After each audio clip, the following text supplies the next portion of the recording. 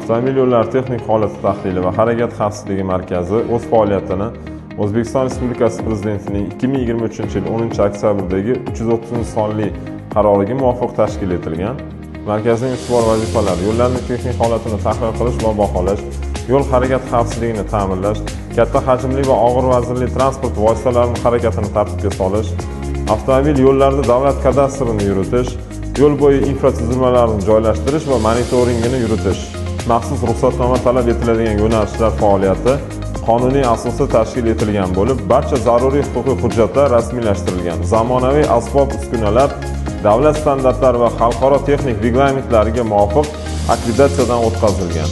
Raqamli diagnostika axborot tizimi ishlab chiqilib, amaliyotga tatbiq etilgan va uning asosida yo'l infratuzilmasining texnik holati doimiy monitoring qilib borilmoqda. Shuningdek, ilg'or axborot tizimlari va raqamli platformalari joriy etish natijasida tahliliy va hisobot tayyorlash jarayonlari to'liq avtomatlashtirildi. Bu esa ma'lumotlarni qayta ishlash tezligi va aniqligini oshirish, ish jarayonlari samaradorligini ta'minlashga xizmat ko'rsatib qolmoqda. Markazimizning faoliyatini ijtimoiy tarmoqlarda kuzatib borishingiz mumkin.